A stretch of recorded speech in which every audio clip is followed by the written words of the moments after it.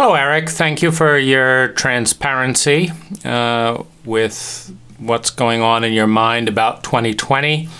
And I have some thoughts. The first thing is you've introduced a very sloppy form of kind of opening up to artists.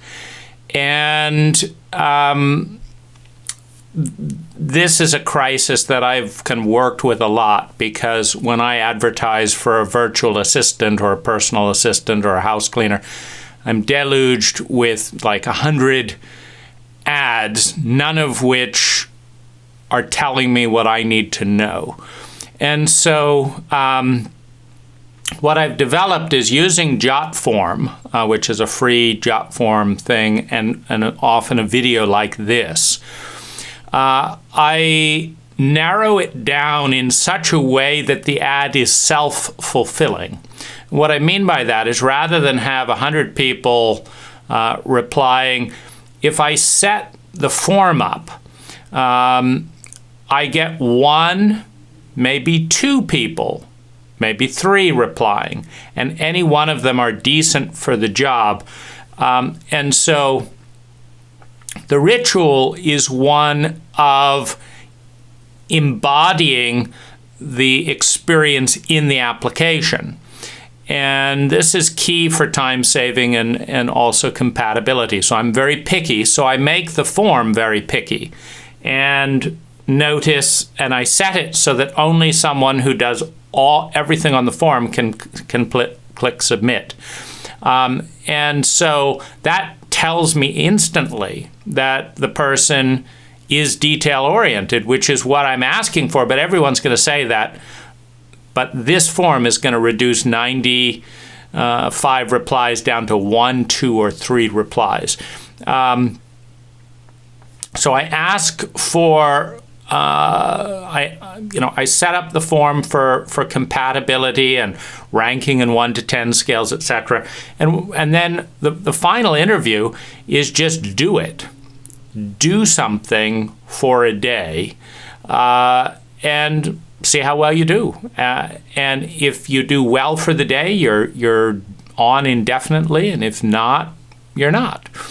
But typically, if you can fill out the form, you're good to go. So that's something I think with your call for artists and community. If you don't want to spend more time talking about ideas, and sifting this through, then you want to actually focus artists on particular equations. Then you need a Jotform that says, what's your skill on this program 1 to 10? What's your skill doing this 1 to 10? What's an example of when you turned an idea into a drawing, and why did you do it? Make me a 5-minute video about how you turned this idea into a drawing, and then do this. And then you can set someone a set of equations, like I'd like someone who puts this into a form.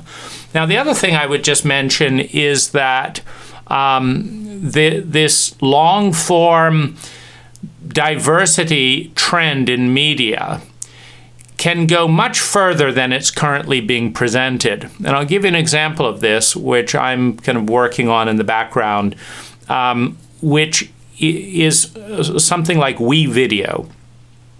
Now, WeVideo is a platform that you upload stuff to the cloud, and then it's a cloud editor. So anyone with a phone, a tablet, a laptop around the world can edit different mixes of sound, background, this. So for example, the green screen thing would allow someone else to put a different background on this video. And my policy is all the media is owned by the public. If anyone wants to do something in public interest with anything that I create, it goes up there in green screen, and anyone else who wants to add media to a topic, etc., and anyone who wants to edit it, and anyone who wants to make titles, etc., they can do this now, 5 years from now, in the future, etc., and tell different narratives, even counter narratives.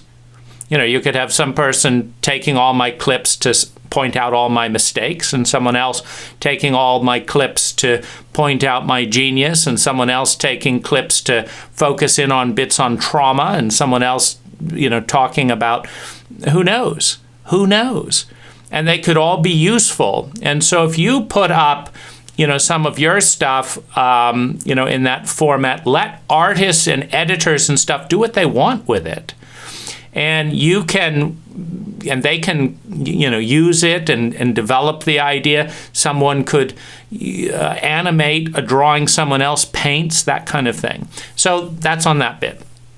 The next bit is I guess I'd love to challenge you, Eric, in applying your amazing brain towards things that I think might be more relevant to more audience members. Now, one of the things that is absolutely key, which ties in with what I just talked about before, is how do you empower a team? How do you decentralize power to organize resources to leverage impact towards human well-being?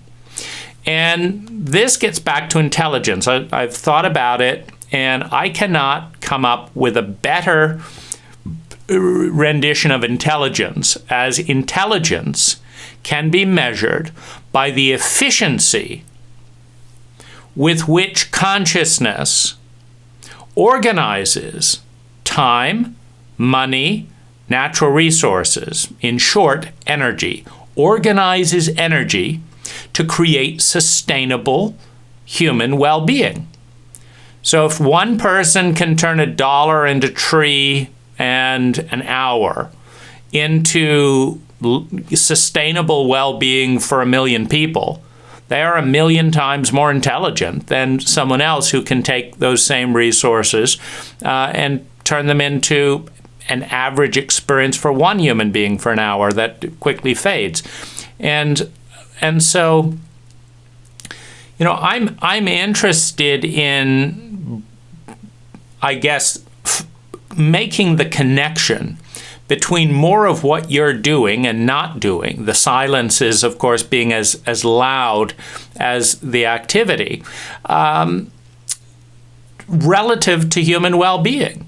So if you consume 30,000 hours, let's say, of human capital, human time, the most finite resource, how much well-being comes out of that? And are you measuring that? Are you interested in measuring that? Is anyone else measuring that? And if you did measure it, where would that guide the portal?